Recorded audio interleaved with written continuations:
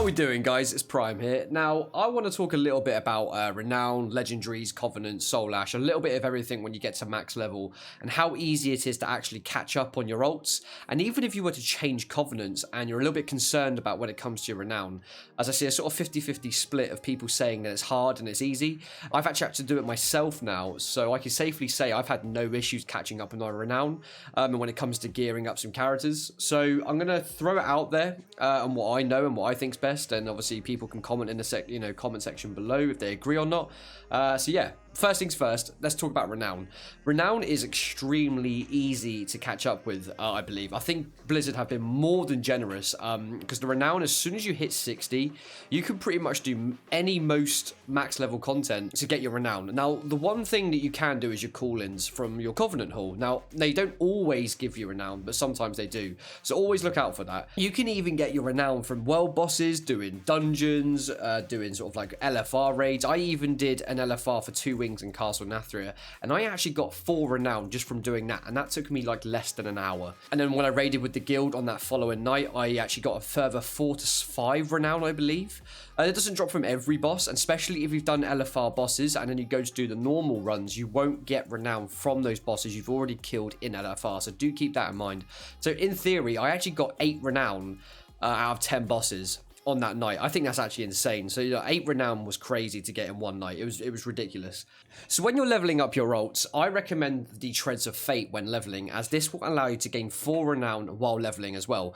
So when you go into each of the zones, Bastion, Venthyr, Maldraxxus and Ardenweald, as soon as you enter the zone, you'll have a quest appear upon your objectives. Now accept this quest and it will have a progress bar.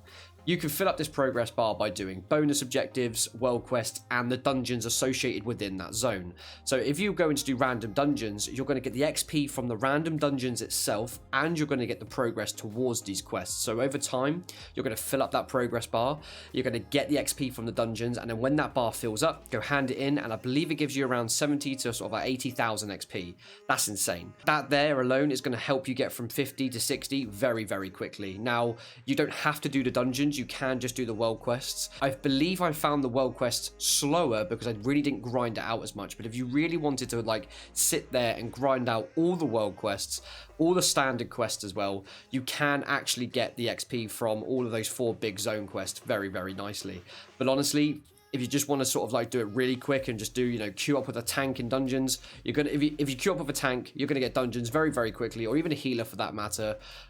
If you're a DPS, it's not going to be as fast because obviously, as you know, DPS is a lot more popular. So if you're queuing up for dungeons as a DPS and hoping to get leveling real quick, you're not going to get it as fast. So I would either find a tank, and if you're just a DPS who can't find a tank or a healer, just go do the standard quests, queue up anyway, and just do the dungeons when you can. When it comes to the Sanctum Reservoir, now, this is the only thing that really doesn't have much of a catch-up mechanic.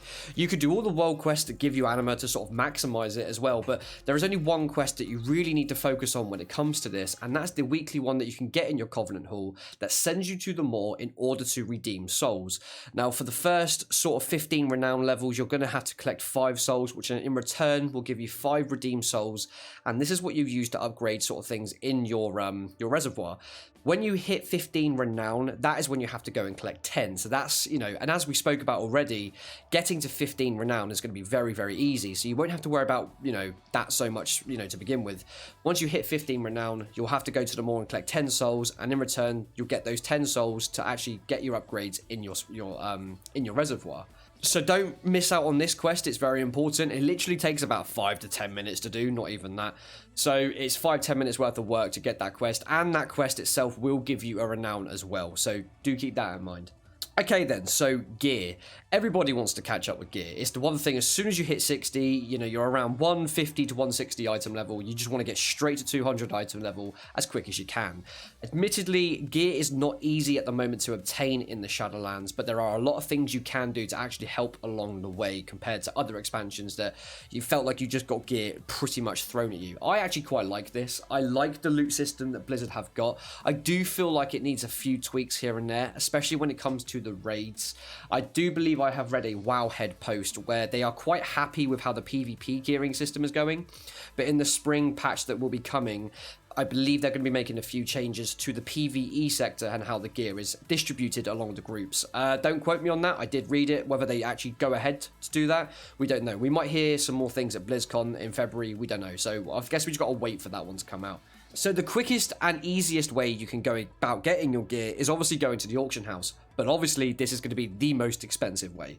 So if you do have gold to spare and it's lying around, you can just go straight to the auction house, flick through the BOEs, and you can easily get gear up to like 180 item level, and there you go. That is as simple as it is. It's certainly going to cost you, but that is a very easy option to take, and that is why it obviously costs you. Now, do remember, you can actually buy the Dark Moon Fair trinkets on the auction house. These are 200 item level, and they can vary some prices. I've seen some go for around 4 to 5k.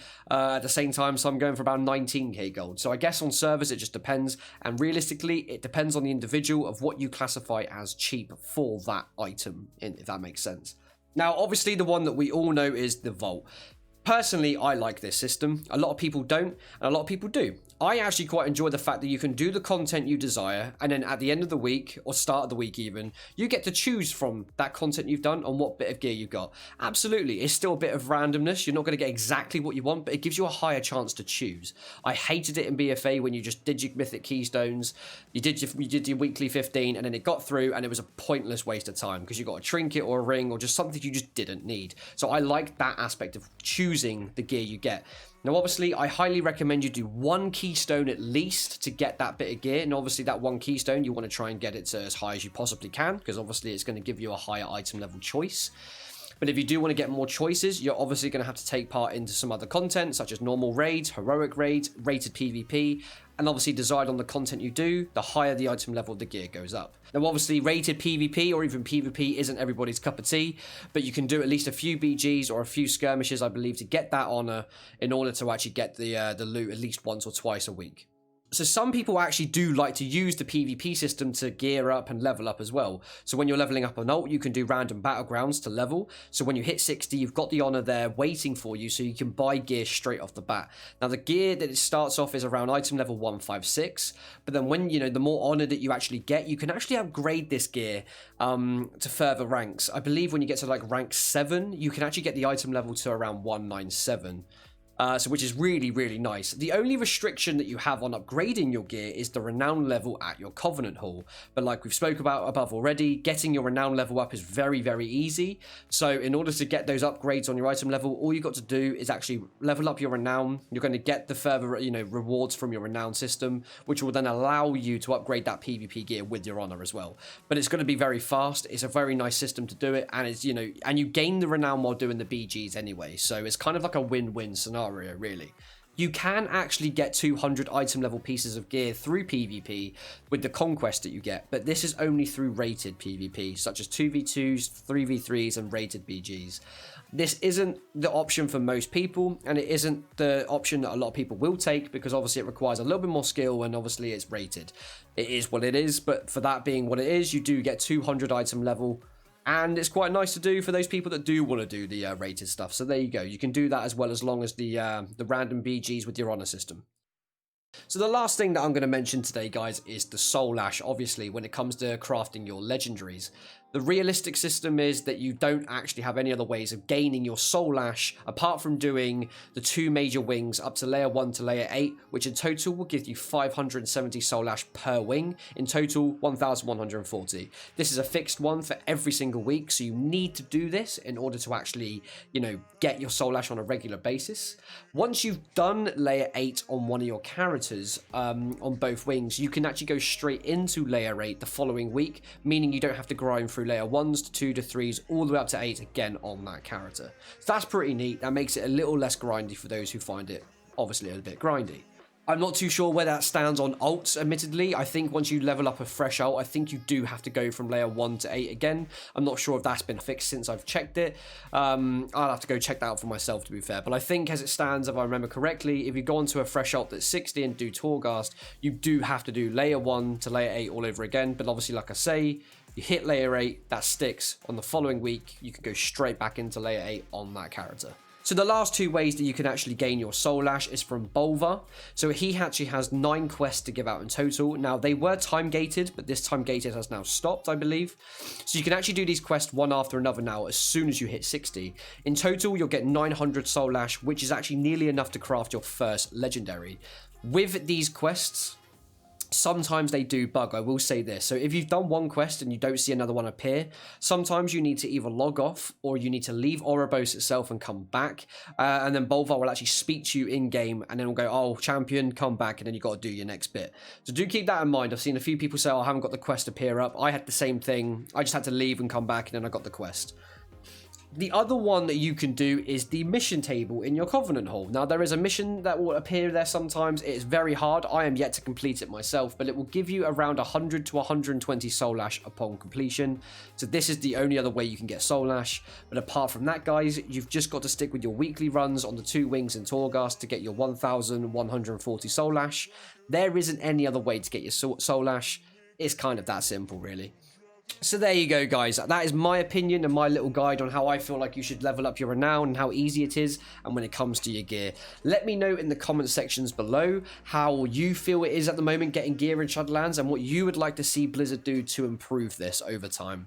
Guys, it's been a pleasure doing this video for you today. If you want to see me live on Twitch throughout the week, I do stream from 12 PM till 5 PM most days, Monday to Friday. I will put the link to my Twitch in the description box below. I do stream in the evening sometimes on a Friday for a horror stream. If you guys want to see what I do outside of WoW, definitely come check that out. Don't forget to like and subscribe to the video if you want to see more videos like this, and if you want to support the channel. It means a lot to me. Guys, I hope this video helps some of you out, and I will see you in the next video. Stay safe, stay fancy, guys, and have a good one. Pretty sure he just gives this like little sly look, like, oh yeah, like I just shit myself. Like the hippo just goes, I like what you see, big boy.